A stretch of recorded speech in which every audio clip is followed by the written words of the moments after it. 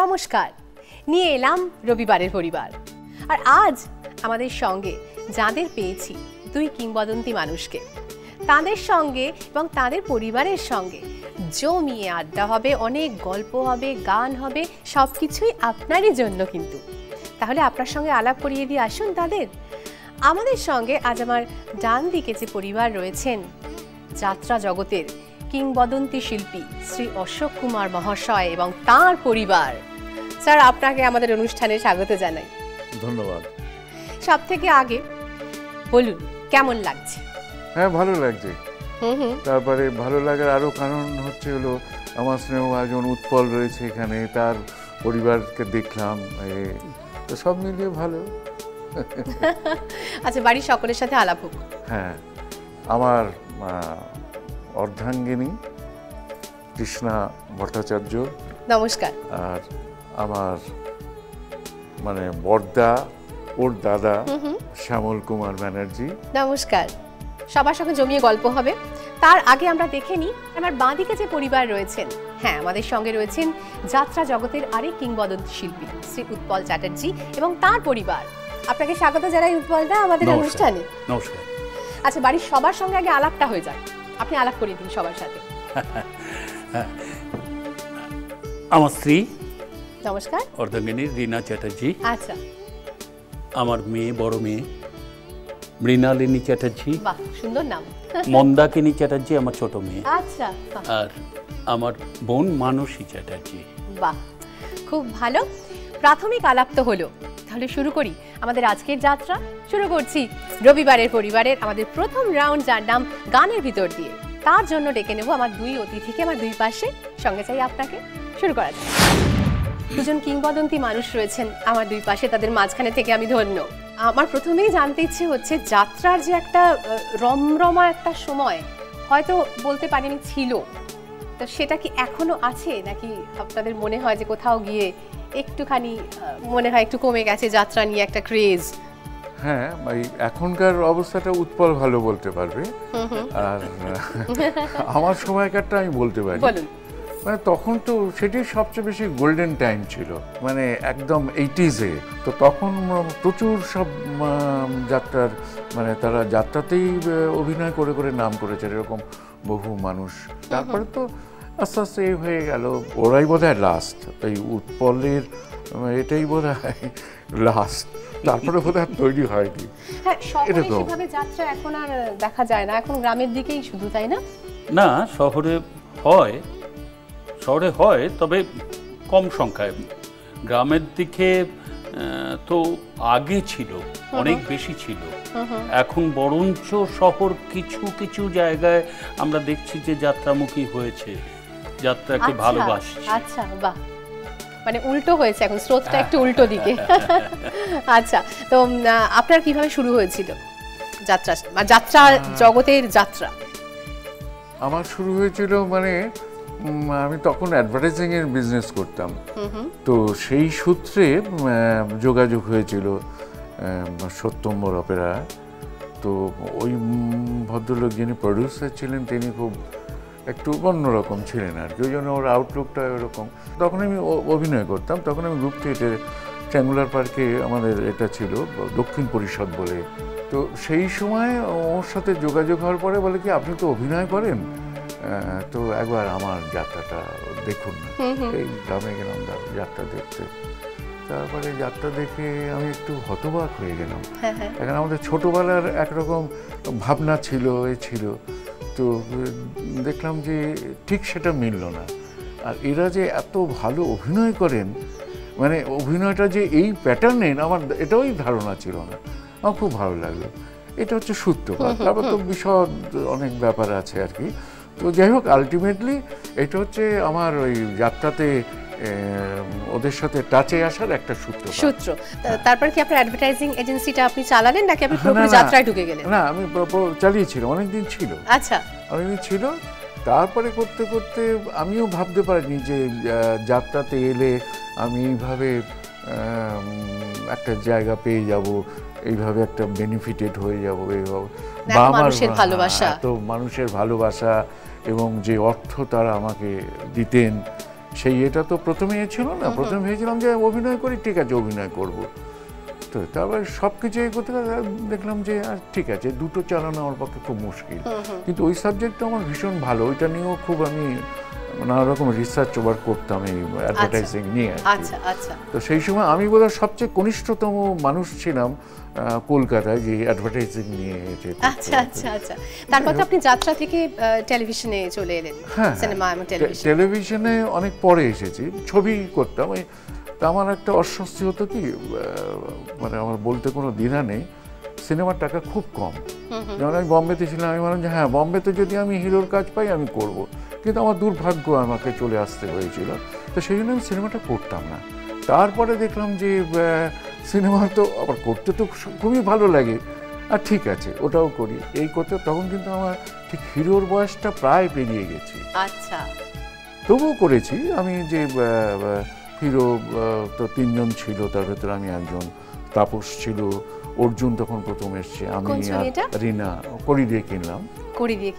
তো এই হচ্ছে মানে তারপর তখনই আমি বুঝতে পেরেছি আমার এজটা হয়ে গেছে। এনিওয়ে, তার আগেও আমি ছবি করেছি, 2টো ছবি করেছি, তাও তো অজস্র ছবি করেছি, যাত্রা ছবি এই চলছে আর কি। এই করতে খুব ভালো। এবার উৎপলদার কাছে আসি, আপনার যাত্রা জীবন কিভাবে শুরু হয়েছিল? আমার একটু বিচিত্রভাবে হয়েছে। আপনারা হয়তো জানেন বা জানেন না যে আমার বাবা মোহন চ্যাটার্জি, উনি একজন খুব পরিচিত এবং খুব নামী যাত্রা শিল্পী। তো আমার ছোটবেলা থেকে ইচ্ছে ছিল আমি যাত্রা শিল্পী হব, কারণ বাবাকে যেভাবে দেখেছি আমি, যাত্রা শিল্পীদের যে কীভাবে সম্মান দেওয়া হয় আমি দেখেছি বাবাকে। হ্যাঁ, আর ওইটাই আমাকে ভীষণভাবে মানে প্রেরণা জোগাতো যে আমি যাত্রায় যাব। কিন্তু আমার মায়ের একদম ইচ্ছে ছিল না আমি যাত্রা করি। আচ্ছা, একেবারেই ইচ্ছে ছিল না। সেটা কেন?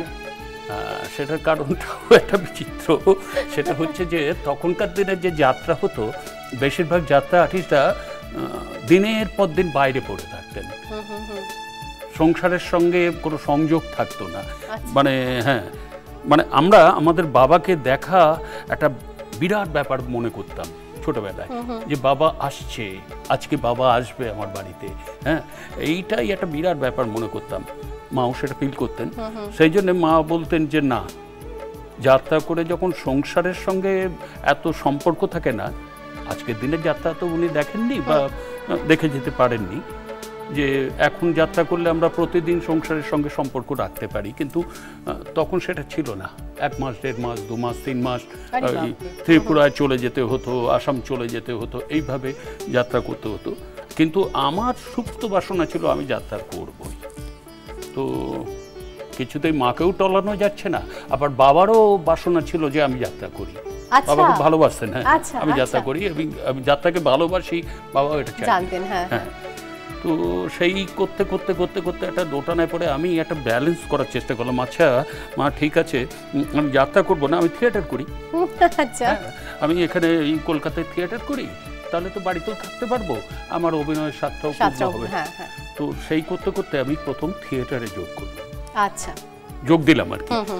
সেটা হচ্ছে একেবারেই প্রফেশনাল থিয়েটার, মিনার্ভা থিয়েটারে প্রথম জীবন দর্পণ নাটকে আমি একেবারে হিরো হয়েই প্রথম কলেজ থেকে বেরিয়েই 1980 আমার মনে আছে খুব ভালোই। সেই বছর উত্তম কুমার মারা গেলেন, সেই বছরই আমি প্রথম যোগ দিলাম। আচ্ছা, তারপর থেকে থিয়েটার চালিয়ে যাচ্ছিলাম। আস্তে আস্তে আস্তে আস্তে বিভিন্ন রকম পজিশনের মধ্যে দিয়ে আমি যাত্রায় প্রবেশ করলাম। এটাই হচ্ছে আমার যাত্রায়। মা চাননি, বাবা চেয়েছিলেন, আর আপনি নিজেও চেয়েছিলেন যাত্রা শিল্পী হতে। আমার একটা স্বপ্ন ছিল আমি যাত্রা শিল্পী হব, অন্য কিছু না। আপনি যাত্রা ছাড়া আর কোন মিডিয়াম, থিয়েটার যাত্রা ছাড়া সিনেমা, টেলিভিশন এসব মিডিয়া সবকিছু করেছি, কিন্তু যাত্রাটাই প্রধান ব্যাপার আমার। এখনো করছেন? এখনো করছি। তো এমন দুজন মানুষ আজকে একসঙ্গে আমার সাথে, তো ওদের সঙ্গে আমরা একটুখানি আজকে খেলাটা খেলে নিই। আমাদের প্রথম যে রাউন্ডটা, সেই রাউন্ডের নাম হচ্ছে গানের ভেতর দিয়ে।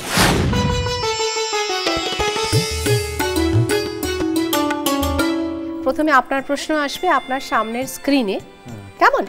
আর তারপরে আপনার প্রশ্ন আসবে। ওকে, আচ্ছা। হ্যাঁ, তাহলে অশোক দা আপনার প্রথম প্রশ্নটায় যাই। হ্যাঁ হ্যাঁ নিশ্চয়ই। হ্যাঁ, এই প্রশ্নটার জন্য আপনার নম্বর আছে 10। ঠিক আছে, দেখে নিই গানের ভেতর দিয়ে আমাদের প্রথম রাউন্ডের প্রশ্নটি কি আসছে আপনার জন্য। আচ্ছা। বিনা পানির চরণ ছুঁয়ে আমি আছি বিভোর হয়ে, বিনা পানির চরণ ছুঁয়ে আমি আছি বিভোর হয়ে, হৃদয় আমার গান বেঁধে যায়, হৃদয় দিয়ে শোনো যেও না দাঁড়াও বন্ধু।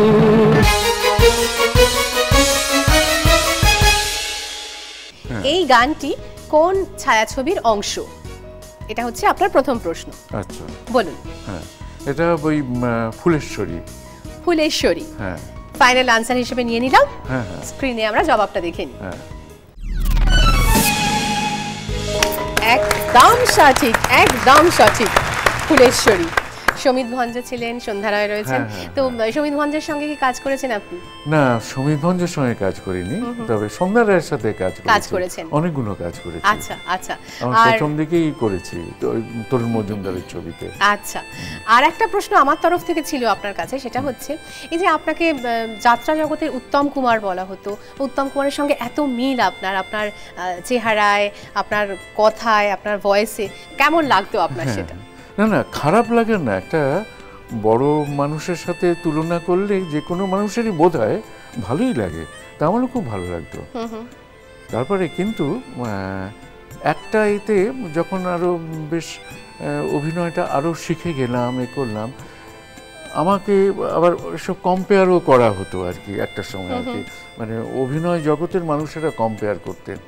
তারপরে আমি ভাবলাম যে যদি পুরোপুরি মনে হয় তাহলে তো মনে হবে একটা মানুষের কপি করছে, সেটা মানুষের একটা ইন্ডিভিজুয়াল এটা তো নষ্ট হয়ে যায়, তার যে এফিসিয়েন্সিটা, এটা আমার প্রথম মনে হলো।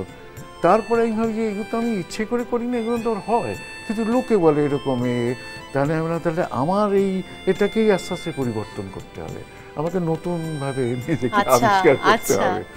তো যাই হোক, এই রকম নিয়ে ঘটনা। হ্যাঁ, সেটাও একটা জার্নি ছিল আপনার। হ্যাঁ, 100 বার। হ্যাঁ। আচ্ছা, কিন্তু আপনি ভালো গান করেন, এটা আমরা জানি, শোনাবেন। আর আমি এটা করি না, তাহলে বাজে করে একটা গান করবেন আপনি। হ্যাঁ, সেই। আর আপনাদের বলি, বৌদি আর দাদা কিন্তু আমাদের একটা ডুয়েট গানও শোনাবেন। আমরা কিন্তু ওয়েট করছি, আর এখন আপনার জন্য ওয়েট করছে আপনার প্রশ্ন। উৎপল দা, আপনার সামনের স্ক্রিনে আসছে এমনই প্রশ্ন, দেখা যাক। কৃষ্ণ কালো, আধার কালো, আমিও তো কালো সখী, তবে কেন আমায় ভালোবাসলে না? ভালোবেসে মরণ ভালো, আমিও তো মরিতে চাই, তবে কেন আমায় ভালোবাসলে না?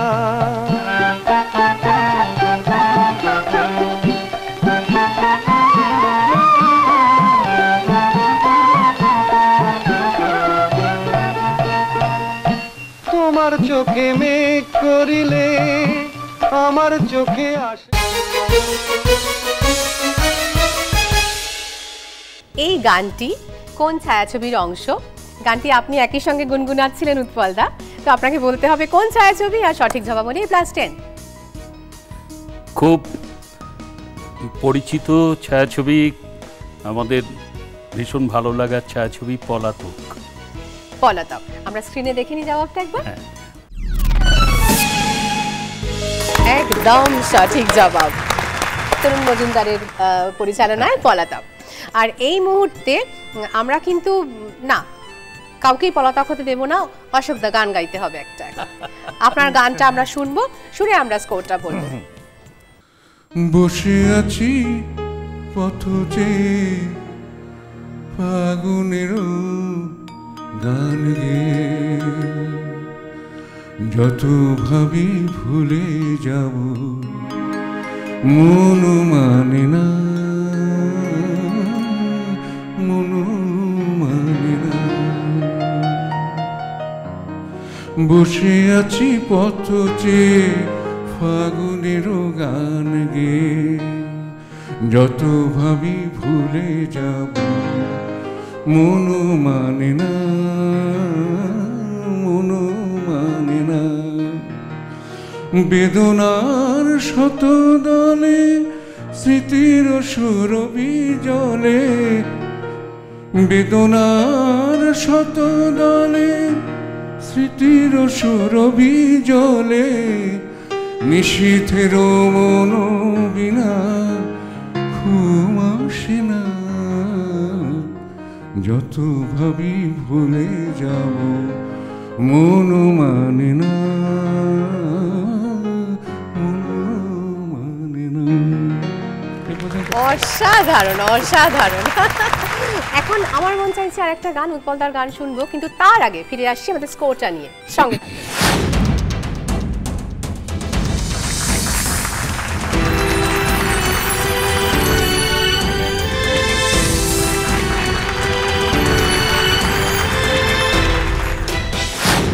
দুই পক্ষ 10-10। এবার উৎপলদা আপনার একটা গান হোক। গান তো মানে আমি গানের শিল্পী নই, যাত্রার জন্য গান গাই আর কি, যাত্রারই একটা গান গাই। এবারই আমার পালায় বামা খেপা, সাধক বামা খেপাতে এই গানটা ছিল, আমি সেটাই শোনাই আপনাদের। মাগো জগতের কাছে ঘৃণ্য হয়েছি মা, তুমি যেন ঘৃণা করো না। তোমার আদর মাখানো ও দুটি চরণ মা,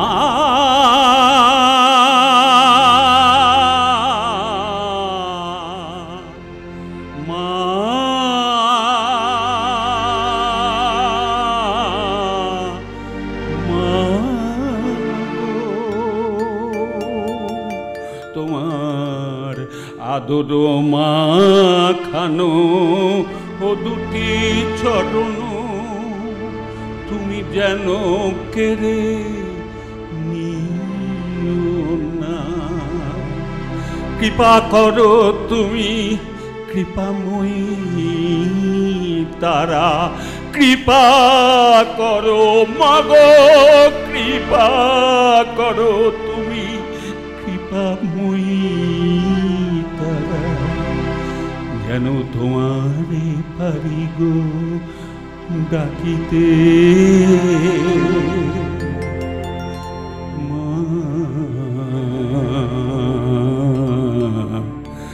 তুমি যেন ঘৃণা করো না মাগো, জগতের কাছে ঘৃণ্য হয়েছি মা, তুমি যেন ঘৃণা করো না। খুব সুন্দর, খুব সুন্দর। এমন আমাদের ভালোবাসার শিল্পীরা রয়েছেন আমাদের সঙ্গে, ওদের নিয়ে ফিরছি একটা ছোট ব্রেক। ফিরে এসে খেলবো আমাদের দ্বিতীয় রাউন্ড, যার নাম গুলতি।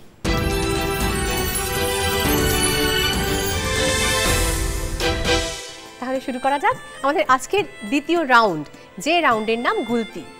এখন পেয়ে গেছি অশোকদার সহধর্মিণী বৌদিকে। বৌদি, আপনার নামটা আরেকবার বলুন। কৃষ্ণা ভট্টাচার্য। আচ্ছা, আপনি তো খুব ভালো গান করেন, আমরা শুনবো আপনার গান। তার আগে বলুন যে দাদা তো এত বড় একজন শিল্পী, এত ব্যস্ত থাকেন, আপনার কিভাবে সময় কাটে বাড়িতে? আপনার সম্বন্ধে একটু জানি আজকে আমরা।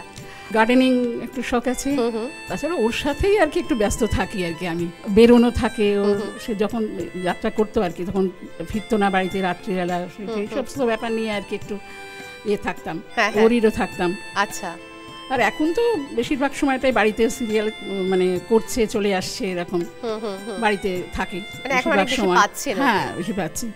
তাছাড়া আমার আবার মানে এই যোগা, হাঁটা, ওয়াকিং, মানে এসব নিয়েও একটু ব্যস্ত থাকি।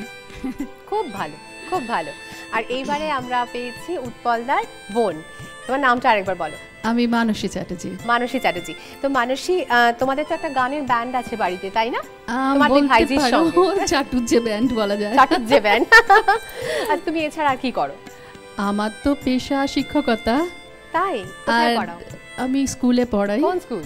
এটা দমদম অঞ্চলে একটা গভর্নমেন্ট স্পন্সর্ড স্কুল, আর নেশা, গান আর ঘুরে বেড়ানো। বাহ, দারুণ। আচ্ছা, তোমাদেরও কিন্তু ব্যান্ডের একটা গান এখন শুনবো। নিশ্চয়ই। আমি নিজে যে খুব বেশি এখন গান গাই তা নয়, ভাইজি দুটো আছে আমার, আমার সঙ্গে সঙ্গে রবীন্দ্রনাথের গানে ওদেরও ইন্টারেস্ট এসেছে, মানে অন্তত এইটুকু হয়তো আমরা সঞ্চারিত করতে পেরেছি। খুব ভালো, সেরকমই একটা গান আমরা তিনজনে মিলে গাইবো। খুব ভালো, তাহলে এখন শুনবো ওদের গান। দাঁড়িয়ে আছো তুমি আমার গানের ওপারে, দাঁড়িয়ে আছো তুমি আমার গানের ওপারে, আমার সুরগুলি পায় চরণ, আমি বাইনি তোমারে, দাঁড়িয়ে আছো তুমি আমার গানের ওপারে।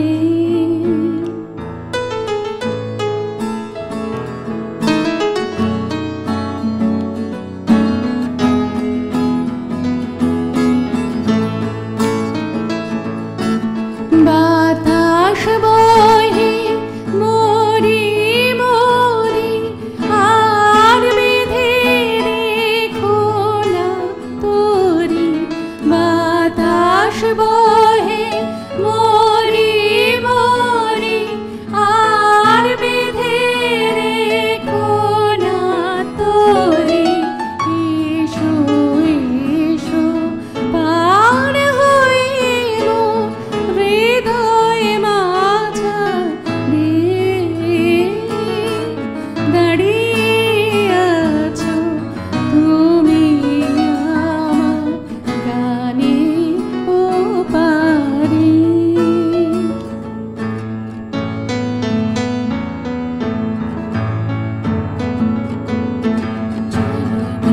ফাগুনের পবনে পুষিবে আকাশ বাণী, শ্রবণে চমকিবে ফাগুনের পবনে, চিত্ত আকুল হবে অনুক্ষণ অকারণ, দূর হতে আমি তারে সাধিব, গোপন বিরহ ডোরে বাঁধিব, দূর হতে আমি তারে সাধিব, গোপন বিরহ ডোরে বাঁধিব, বাঁধন বিহীন সেই যে বাঁধন অকারণ, মায়া বন বিহারিণী,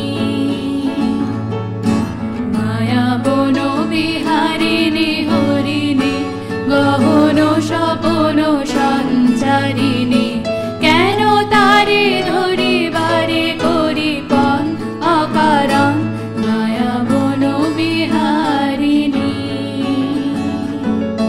মায়া বন বিহারিণী, মায়া বন বিহারিণী। দুর্দান্ত, আমার ভীষণ ভালো লেগেছে গানটা। আপনার কেমন লেগেছে অবশ্যই কিন্তু আমাদের জানাবেন। ফেসবুকে আমাদের পেজ রয়েছে রবিবারের পরিবার নামে। আর এইবারে পালা বৌদি, আপনার কিন্তু গান পাওনা রয়েছে, শুনবো তো এখন? হ্যাঁ। টাপুর টুপুর সারা দুপুর নুপুর বাজায় কে, যেন এক কাজলামে, কাজল কাজল মেঘের আঁচল শুধুই উড়ায় কে, যেন এক কাজলামে, টাপুর টুপুর সারা দুপুর নুপুর বাজায় কে, যেন এক কাজলামে, কাজল কাজল মেঘের আঁচল শুধুই উড়ায় কে, যেন এক কাজলামে, যেন তার বাদলা মনের শাপলা ফুলের একটি কলি, উঠিয়া জকারণে ক্ষণে ক্ষণে চঞ্চলি, যেন তার বাদলা মনের শাপলা ফুলের একটি কলি, উঠিয়া জকারণে ক্ষণে ক্ষণে চঞ্চলি, চরণে রিনিক ঝিনিক, চরণে রিনিক ঝিনিক ঝর্ণা ঝরায় কে, যেন এক কাজলামি টাপুর টুপুর সারা দুপুর নুপুর বাজায় কে, যেন এক কাজলামি কাজল কাজল মেঘের আঁচল শুধুই উড়ায় কে, যেন এক কাজলামি। গান গাইয়ে দুজনকে একদম রেডি করে নিয়েছি। এবারে খেলবো আমাদের গুলতি রাউন্ড। আমাদের এই রাউন্ডে মোট 10টি প্রশ্ন আছে। রেডি তো দুজনেই? আচ্ছা, শুরু করছি আমাদের দ্বিতীয় রাউন্ড।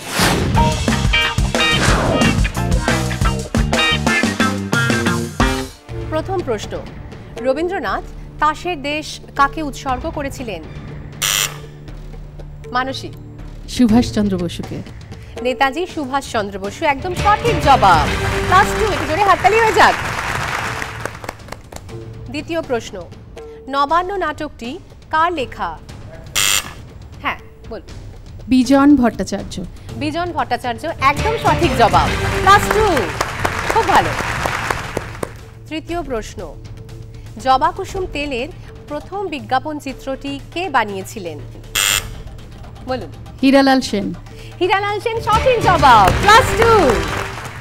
চতুর্থ প্রশ্ন, রক্তকরবী নাটকটি কার লেখা? বলুন। রবীন্দ্রনাথ। রবীন্দ্রনাথ, সঠিক জবাব। +2। 5 নম্বর প্রশ্ন, অনিলা দেবী কোন সাহিত্যিকের ছদ্মনাম? মানসী। শরৎচন্দ্র চট্টোপাধ্যায়। শরৎচন্দ্র চট্টোপাধ্যায়, সঠিক জবাব। +2। 6 নম্বর প্রশ্ন, চাঁদ বণিকের পালা কার লেখা? বলুন। শম্ভু মিত্র। শম্ভু মিত্র, একদম সঠিক জবাব। +2।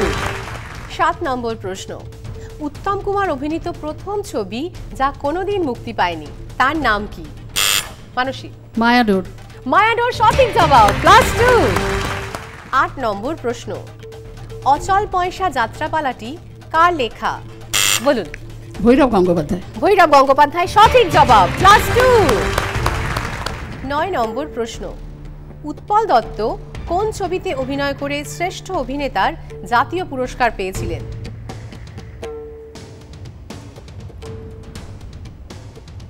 পাস। মানসী। মনে করতে পারছি না। পাস।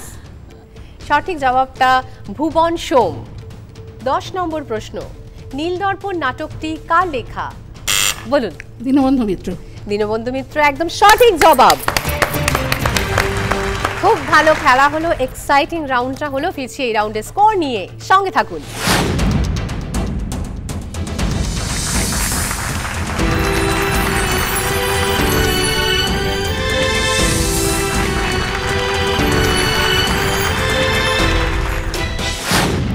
অশোক কুমার এবং ওর পরিবার পেয়েছেন 16। আর একটু এগিয়ে গেছেন উৎপল চ্যাটার্জি এবং তার পরিবার 22। উৎপলদার বোন এসে কিন্তু খেলাটাকে এগিয়ে দিলেন। তো এইবারে দেখা যাক ফাইনালি গিয়ে নম্বর কোথায় দাঁড়ায়। তবে সময় দাঁড়িয়ে থাকবে না, এগিয়ে যাচ্ছে, তাই নিয়ে নেব একটা ছোট্ট ব্রেক। ফিরে আসবো আমাদের এর পরের রাউন্ড, যার নাম চতুরঙ্গ, সেই রাউন্ড নিয়ে। তাই সঙ্গে থাকুন রবিবারের পরিবারে, ডিডি বাংলায়।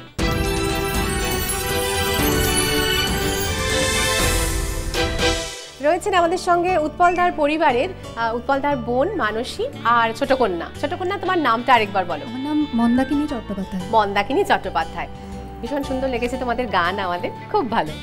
আর আমাদের সঙ্গে রয়েছেন অশোকদার গিন্নির বড়দাদা, মানে কৃষ্ণা বৌদির বড়দাদা। আপনার নামটা আরেকবার বলুন। শ্যামল ব্যানার্জি।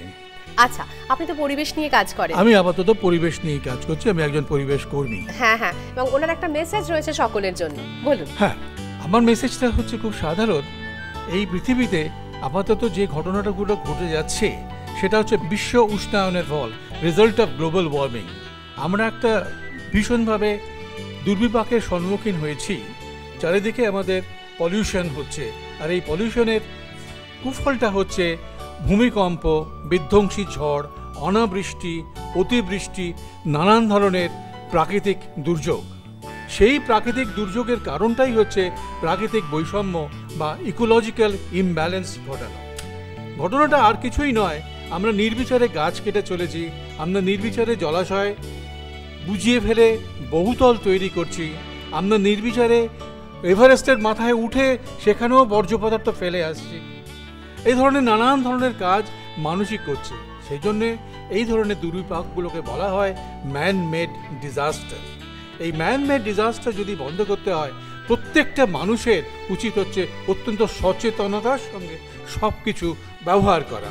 সেই জন্য এই রবি ঠাকুর বলেছিলেন, দাও ফিরে সে অরণ্য লওহে নগর। তা আমাদের সত্যি ভাবার সময় এসে গেছে এখন যে কোন পথে আমরা যাচ্ছি। তবে এই মুহূর্তে আর ভাবার সময় নেই। এই মুহূর্তে আমরা খেলবো আমাদের তৃতীয় রাউন্ড, চতুরঙ্গ।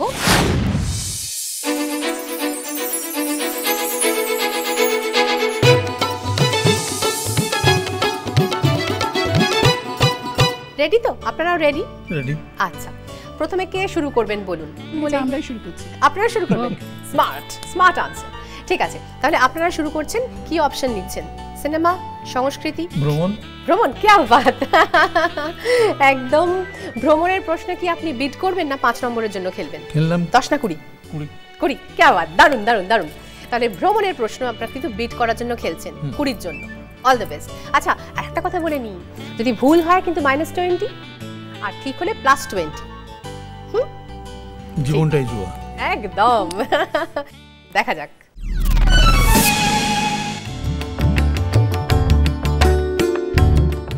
কালের কপোল তলে শুভ্র সমুজ্জ্বল এই তাজমহল আজ পৃথিবীর অন্যতম শ্রেষ্ঠ পর্যটন স্থল। মুঘল সম্রাট শাহজাহান তার প্রিয়তমা পত্নী মমতাজ মহলের স্মৃতিসৌধ হিসেবে এটি নির্মাণ করিয়েছিলেন।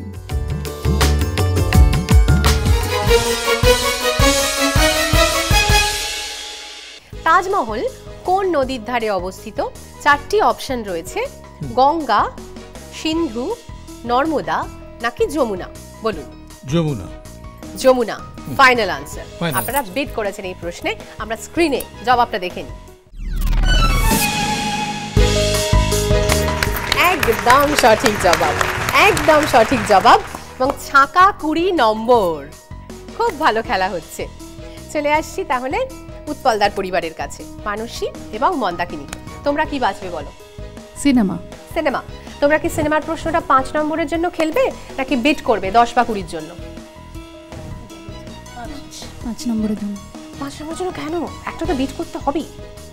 সেটা এখনই করবে নাকি পরে করবে? পরে। পরে, ঠিক আছে ঠিক আছে।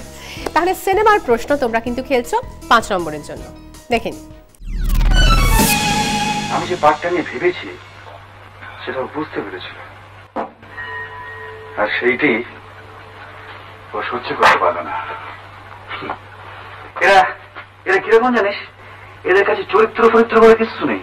তুই যে কোনো পাঠ দে, যে কোনো পাঠ ওই এক ছাঁচে ফেলে দেবে, আর সেই এক কণ্ঠস্বর, এক অভিনয়, এক ম্যানারিজম। হ্যাঁ, পাবলিকও হয়েছে সেই রকম। মুকুন্দ রাহি, কি অভিনয়, কি কণ্ঠস্বর! নায়ক ছবির পরিচালককে 4টি অপশন আছে, মৃণাল সেন, ঋত্বিক ঘটক, সত্যজিৎ রায় না গৌতম ঘোষ? সত্যজিৎ রায়। Satyajit Ray final answer. আমরা জবাবটা স্ক্রিনে দেখে নিই। সঠিক জবাব, সঠিক জবাব। তোমরা কিন্তু 5 পেয়ে গেলে। কেমন? এবার চলে আসি আপনাদের কাছে। বাকি পড়ে আছে সংস্কৃতি আর খেলা। সংস্কৃতি। সংস্কৃতি। এখানে কিন্তু আর 10-20 হবে না, খালি 5ই দিতে পারবো, কিন্তু কোনো নেগেটিভ মার্কিং নেই। দেখেন। ভারতীয় সংস্কৃতির এক অম্লান ঐতিহ্য রামলীলা। উত্তর ভারতে নবরাত্রি ও দশেরা উৎসবের অঙ্গ হিসেবে এই পরম্পরাগত লোকনাট্য অনুষ্ঠিত হয়। হিন্দিতে লেখা রামায়ণ রামচরিত মানস থেকে রামলীলার কাহিনী গৃহীত।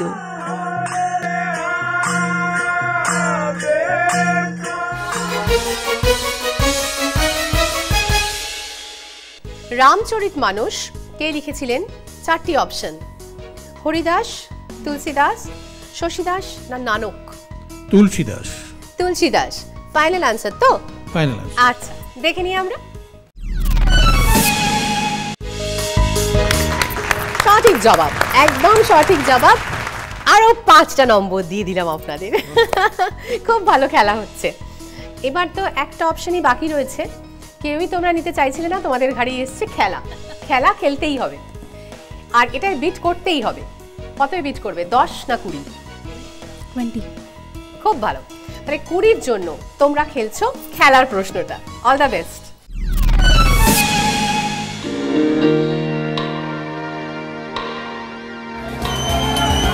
And they made it, winning by a score of 4-3.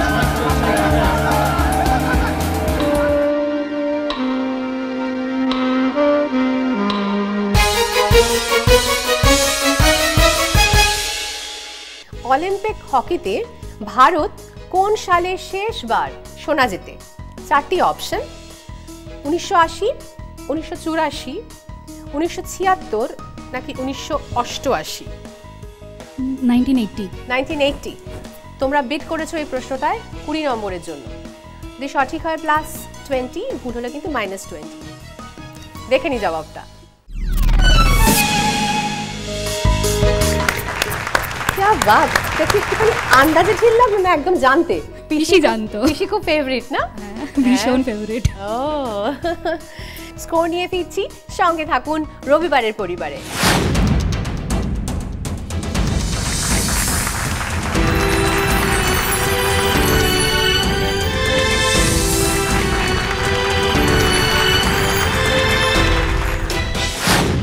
ভাই বোনের টিম পেলেন 41।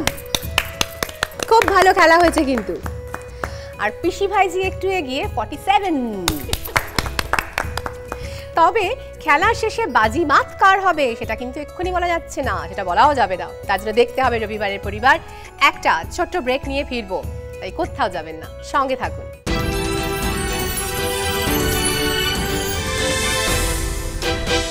এমন দুজন শিল্পীকে পেয়েছি, তো একটুখানি পারফরমেন্স হোক না, একটু শুনি না। উৎপলদা, একটু কিছু শোনা, আমাদের যাত্রার কিছু পারফর্ম করে দেখান না। ঠাকুর শ্রী রামকৃষ্ণ আমি করি কয়েক বছর ধরে। পশ্চিমবঙ্গ সরকার থেকে 2 মুখ্যমন্ত্রী আমাকে পুরস্কৃত করেছেন এই বইটার জন্যে। তো ওই বইয়ের একটু পার্ট আমি আপনাদের শোনাচ্ছি। আমি একটু আমার মেয়েকে ডেকে নেব, ছোট্ট একটু আমার সঙ্গে সহযোগিতা করার জন্য।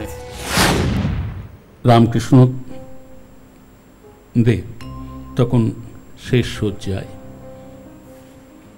ক্যান্সার হয়েছে, উনি আর পারছেন না, মারা যাবেন। ঠিক সেই সময় উনি বলছেন, মা, মা গো, আর যে পারি নে মা, ও মা, গলা দিয়ে যে আর আমার কিচ্ছু নামছে নে মা, কিছু খাওয়া তো দূরের কথা, তোর নাম পর্যন্ত মুখে আনতে পারেনি।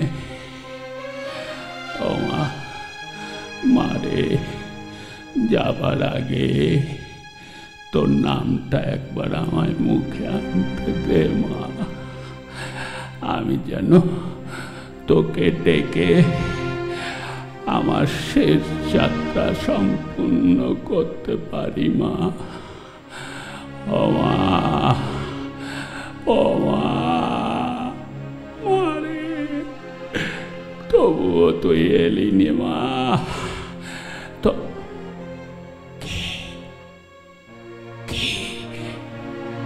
কে লেগা, আমার মা নাকি গো?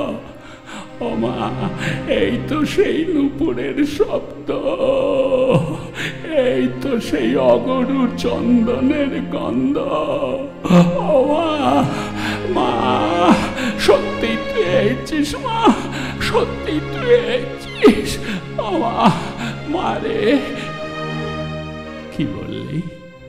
ও মা, এই অবস্থায় তুই আমার গান শুনতে চাইছিস? আমার গলাতে যে আওয়াজ বেরোচ্ছে না মা, কি করে গান গাইব? গাইতে হবে, এ কি আবদার বল দেখিনি। নে নে, তোর যখন ইচ্ছে হয়েছে শোন, শোন, শোন, তাহলে শোন,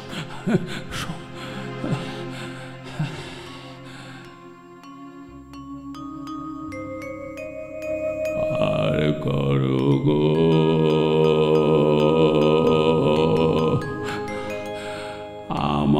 আমায় শ্যামা।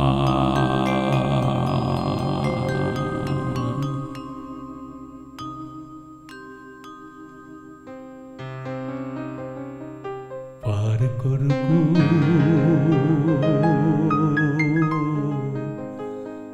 আমায় শ্যামা,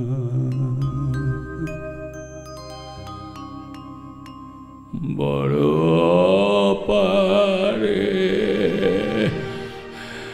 পড়েছি মাগো,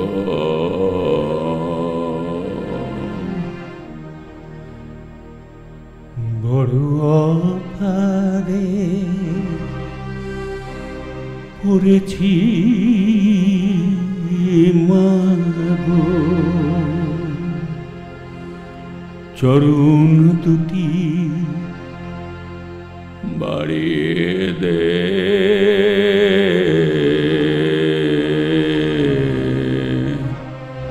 পার করো গো আমায়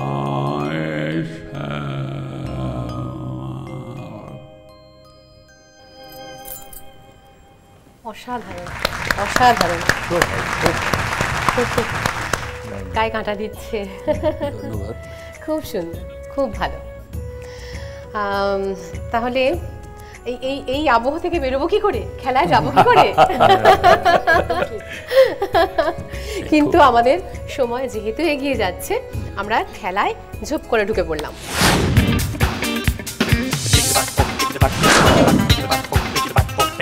তাহলে দেখা যাক আমাদের বাজিমাত রাউন্ডের প্রথম প্রশ্ন।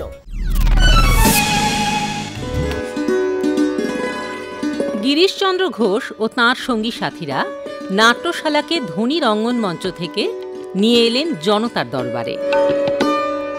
শুরু হলো টিকিট কেটে অভিনয় দেখার পালা। ইংরেজদের পৃষ্ঠপোষকতার জন্য জমিদার বাড়ির অঙ্গনমঞ্চে যেসব নাটকের মঞ্চায়ন সম্ভবপর হয়নি, সেই সব নাটক অভিনীত হতে শুরু করল এই পাবলিক থিয়েটারে।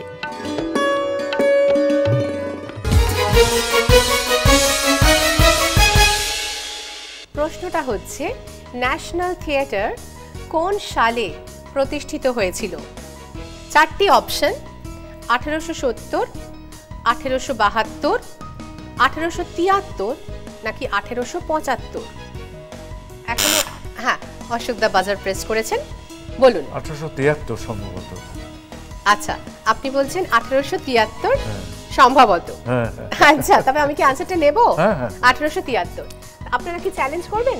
না, করবেন না। না, জানি না। আচ্ছা, ঠিক আছে। 1873। দেখে নি আমরা সঠিক জবাব কিনা। জবাবটা হ্যাঁ একটু ভুল হয়ে গেছে, 1872। সেজন্য 5 নম্বর কেটে গেল, -5। চলে যাচ্ছি আমাদের বাজিমাত রাউন্ডের দ্বিতীয় প্রশ্নে। কিন্তু তার আগে একটা কাজ করব, যেটা আমরা অধীর আগ্রহে অপেক্ষা করছি, একটু পারফরম্যান্স। হ্যাঁ, আমিও অপেক্ষা করছি। আমি ওই জুলিয়াস সিজারের একটা বহুদিন আগে করেছিলাম। জুলিয়াস সিজার করেছিলাম বোধহয় প্রায় 30 বছর তো হবেই আর কি। এনিওয়ে, তো সেখানে যখন সিলেকশন হচ্ছে, পার্ট সিলেকশন হচ্ছে, তো আমাকে অ্যান্টনিও করার জন্য বলা হয়েছিল, কিন্তু আমি বেছে নিয়েছিলাম ব্রুটাস। তখন সিজারের হত্যা হয়ে গেছে, সব একে একে একে ধরছে, তাকে ধরছে, ওই কাসকাকে, ক্যাসিয়াসকে সবে ধরছে, করছে, হত্যা করছে। আর ব্রুটাস তখন এতে রয়েছে, কিন্তু ব্রুটাস খুব টেনশনে রয়েছে। সেই সময় হঠাৎ যেন ব্রুটাসের ঘুম আসছে না, বাইরে বেরিয়ে এসেছে। তখন হচ্ছে, কই কেউ তো নেই এখানে, তাহলে এত ঝড় কেন, এত ঝড়, ঝড় করতে গেল না, এ তো সমস্ত গাছপালা স্তব্ধ স্তব্ধ হয়ে রয়েছে। না না না, ঝড় ওঠেনি, ঝড় ওঠেনি, ঝড় ওঠেনি। তাহলে কি ওরা ওরা ক্যাসিয়াসকে মেরে দিল, ক্যাসিয়াসকে হত্যা করলো? তাহলে সিসেরোর কি হলো? সিসেরো তো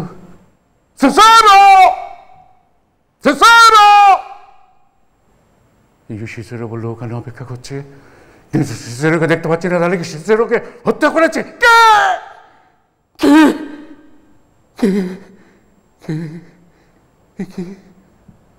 সিসেরো সিসেরো সিসেরো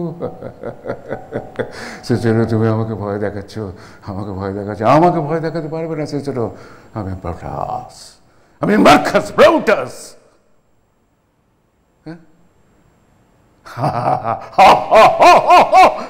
এটা তো একটা খেজুর গাছ, সামান্য একটা খেজুর গাছকে দেখে ভয় পেয়ে গেলাম। মার্কাস ব্রুটাস ভীত, মার্কাস ব্রুটাস ভীত। যে সিজার, হ্যাঁ, জুলিয়াস সিজার, জুলিয়াস সিজার। আরে আমি নাকি জারদ সন্তান? না না, এ হতে পারে না, এ হতে পারে না। আমি জারদ সন্তান নই, আমি মার্কাস ব্রুটাস, আমি মার্কাস ব্রুটাস। কে কি কিছু শব্দ আসছে? তোমরা সব কি তোমরা? না না না, আসলে ঝড় তো বাইরে নয়, ঝড় আমার মনে। আমাকে হত্যা করবে, আমাকে কেউ হত্যা করার জন্য জন্ম নেয়নি। মার্কাস ব্রুটাসকে একমাত্র হত্যা করতে পারে মার্কাস ব্রুটাস, সেই একমাত্র নিজেকে হত্যা করতে পারে। না, আমার বেঁচে না থাকাই ভালো, কারণ ওরা এসে আমাকে ঘিরে ধরবে। মার্কাস ব্রুটাস, না না না, এ হতে পারে না, এ হতে পারে না। পৃথিবী, বাতাস, আকাশ, তোমরা দেখো, মার্কাস ব্রুটাস নিজের হাতে নিজেকে আজকে হত্যা করবে। তোমরা নিজেরা দেখে নাও। এরপরে যদি কেউ বলে আমি এই মার্কাস ব্রুটাসকে হত্যা করেছি, তোমরা তার সাক্ষী দিও। মার্কাস ব্রুটাস আর নিজের হাতে নিজেকে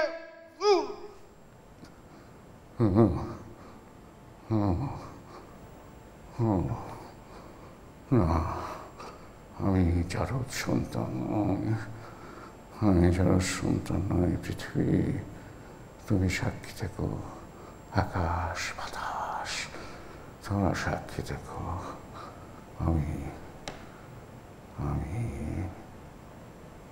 আমি মার্কাস ব্রুটাস। অসাধারণ। 30 বছর আগের সেই অভিনয় এখনো যেন মনে হচ্ছে এই যেন কালকেই আপনি অভিনয়টা করেছেন। খুব সুন্দর। চলে যাচ্ছি তাহলে আমাদের খেলায়। আবার আমাদের প্রাপ্তি আমরা পেয়েছি। দ্বিতীয় প্রশ্ন, বাজিমাত রাউন্ডে দ্বিতীয় প্রশ্ন একই রকম ভাবে খেলবো আমরা 5 নম্বরের জন্য, ঠিক একই রকম ভাবে। কেমন? Balmy breath that dost almost persuade justice to break her sword. One more, one more. Be thus when thou art dead, and I'll kill thee and love thee after. One more, and this the last.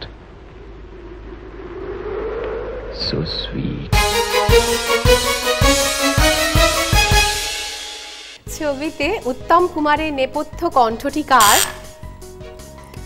Utpal দা আগে বাজার press করেছেন, আমি অপশনগুলো বলে দিই। Biswajit, N Viswanathan, Nirmal Kumar না Utpal Dutta? Utpal Dutta. Utpal Dutta, no challenge. হ্যাঁ, উৎপল দত্ত। উৎপল দেখে নিই আমরা জবাবটা স্ক্রিনে।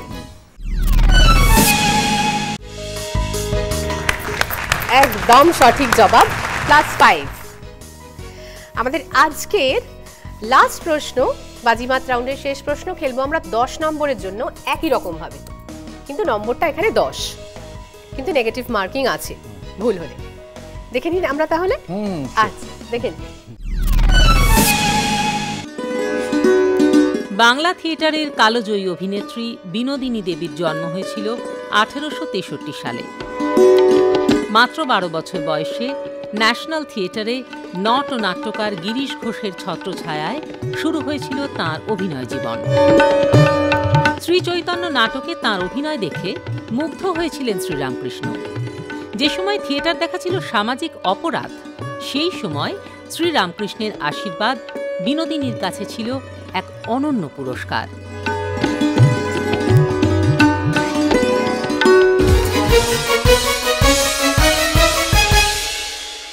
নটি বিনোদিনীর আত্মজীবনীর নাম কি? 4টি অপশন রয়েছে: জীবন স্মৃতি, আমার জীবন, আমার কথা, নাকি একটি জীবন। এখনো কেউ বাজার প্রেস করেননি। জানতাম, এই মুহূর্তে গুলিয়ে যাচ্ছে, মাথায় গুলিয়ে যাচ্ছে, আমি জানি মানে নামটা। হ্যাঁ, দেবেন জবাব? বলুন। আমার কথা। আপনি বলছেন আমার কথা। ঠিক আছে, আমি কি জবাবটা নিলাম তাহলে? আচ্ছা, ঠিক আছে, আমরা স্ক্রিনে একবার দেখে নিই জবাবটা আমার কথা কিনা।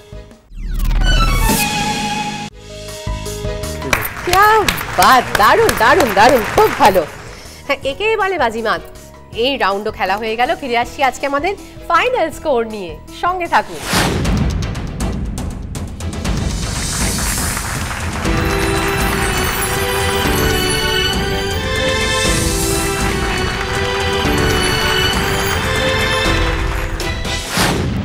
অশোক কুমার এবং ওর পরিবার পেয়েছেন 46, হয়ে গেছেন রানার্স আপ, পেয়ে যাবেন সিলভার ট্রফি। আর আজ আমাদের উইনার হয়ে গেছেন শ্রী উৎপল চ্যাটার্জি এবং তার পরিবার, 52 পেয়ে। কনগ্রাচুলেশনস। আমি বাড়ির সবাইকে ডেকে নেব, কাছে চলে আসুন। আজ তাহলে আমাদের এই রানার্স আপ ট্রফি আমি তুলে দিচ্ছি শ্রী অশোক কুমার মহাশয় এবং তার সুন্দর পরিবারের হাতে, রবিবারের পরিবারের তরফ থেকে। আর আমাদের উইনার্স ট্রফি, আমাদের গোল্ডেন ট্রফি চলে যাচ্ছে কার হাতে? শ্রী উৎপল চ্যাটার্জি এবং তার পরিবারের হাতে। বৌদি, এগিয়ে আসুন।